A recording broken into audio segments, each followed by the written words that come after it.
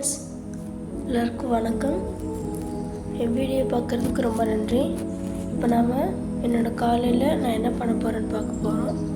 இதுதான் வந்து ஜீவாமிர்தம் அப்படின்னு சொல்லுவாங்க. இதுதான் இருக்கிறதுலே மோஸ்ட் பவர்ஃபுல் உரம். இது மேக் பண்ணுறது ரொம்ப ஈஸி தான். ஸ்மெல் கொஞ்சம் கூட அடிக்காது. இதை நீங்கள் தயாரித்து 7 நாள் இல்லைன்னா 4 நாள் கூட யூஸ் பண்ணிடணும். இது கொஞ்சமாக எடுத்து நீங்கள் தண்ணியில் கலந்துக்கிட்டாலே நீங்கள் போதும்.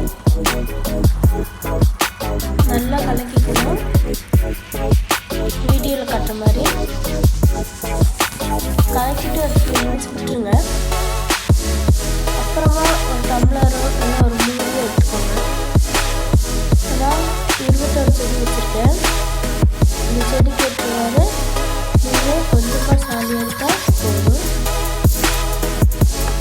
இதை எடுத்து தண்ணியில் கரைச்சிக்கலாம். இது வந்து ஜீவாமிர்தம் அப்படின்னு பேர். மேக் பண்ணுறதுக்கு என்னென்ன தேவைன்னா மாட்டு சாணியும் ரமதானிய பயிரோட மாவும் நாட்டு சர்க்கரையும் இல்லைன்னா வெல்லமும் மாட்டு கோமியம் சாணம் இதெல்லாம் சேர்ந்ததுன்னா இந்த ஜீவாமிர்தம். மொத்தம் நிறையா சாணியில் செய்கிற உரங்கள் நிறையா இருக்குது. மக்கிய சாணம் இருக்குது, பஞ்சகவ்யம், மீனமிலம் மீனால் செய்யப்படுவது, ஜீவாமிர்தம், ஊட்டமேற்ற ஜீவாமிர்தம் போன்று நிறைய இருக்குது. அதை நான் அப்புறமா காமிச்சிடுறேன். நீங்கள் பார்க்குறது வந்து என்னோட செடி. இந்த ஜீவாமிர்தத்தை என்றைக்குமே வேர் வழியாக மட்டும்தான் கொடுக்கணும், இடைவெளியாக கொடுக்கக்கூடாது. அதுக்கு பஞ்சகவ்யமோ இல்லை மீனமிலமோ நீங்கள் சேர்த்துக்கலாம்.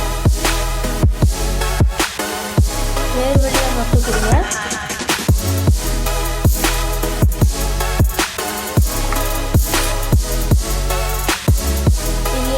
செடி நல்லா வளர்ந்துருக்கு.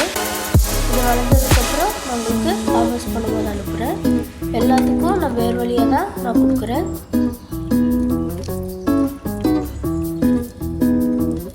ஒன்றா மேலே இந்த மாதிரி பண்ணலாம், அப்படி இல்லைன்னா கொஞ்சமாக சைடில் பறிச்சுட்டு அங்கேயும் ஊற்றலாம். ஊற்றுனதுக்கப்புறம் மூடிடணும். இது வெந்தயக்கீரை நல்லா வளர்ந்துருக்கு. செடி படுத்துடாத மாதிரி சுற்றி ஊற்றுங்க. கேப் எங்கே இருக்கோ அந்த இடத்துல மட்டும் ஊற்றுங்க.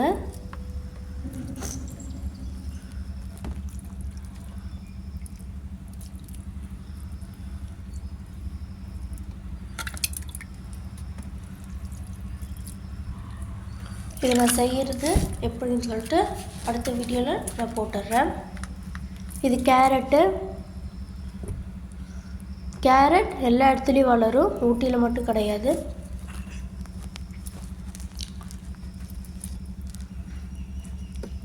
அடுத்தது வேறு ஏதாவது செடி நடணும்னா கூட சொல்லுங்கள்.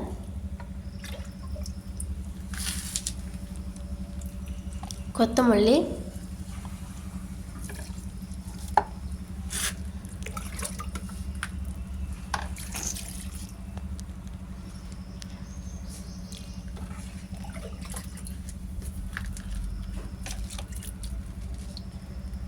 கிரீன் கிராம் பச்சை பயிறு, அப்புறம் ரோஸ் பிளான்ட்டுக்கு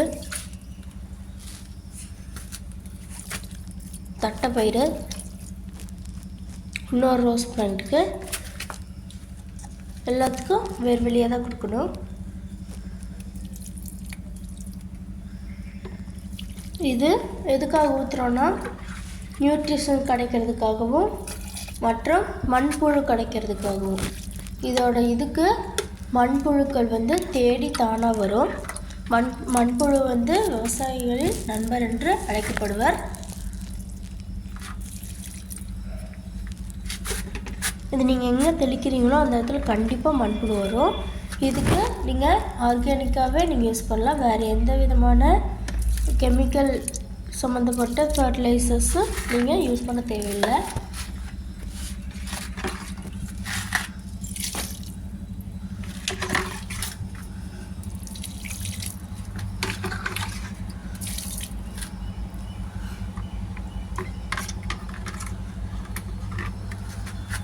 இது ஜீவாமிர்தம்ங்கிறது ஒரு மீனிங் உள்ள பேர் தான்.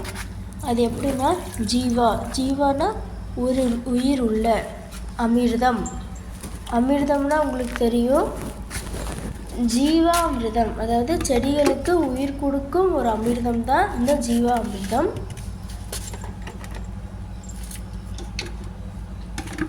இது வந்து கம்போஸ்ட்டு. வெள்ளையாக இருக்கிறது தயிர். நம்ம எல்லாத்தையும் தயிர் ஊற்றி கலக்கிட்டு மேலே லைட்டாக தயிர் ஊற்றினீங்கன்னா நுண்ணுயிர் பெருக்கம் மிக அதிகமாக இருக்கும். இந்த ஜீவாமிர்தத்தையும் உள்ளே போட்டிங்கன்னா அது வந்து மண்புழு உரமாகவும் மாறும்.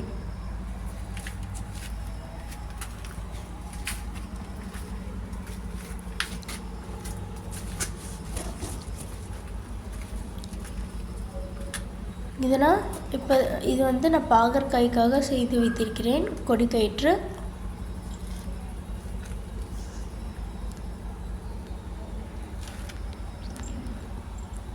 ஓகே, தேங்க்யூ, நன்றி. சப்ஸ்கிரைப் பண்ணிடுங்க.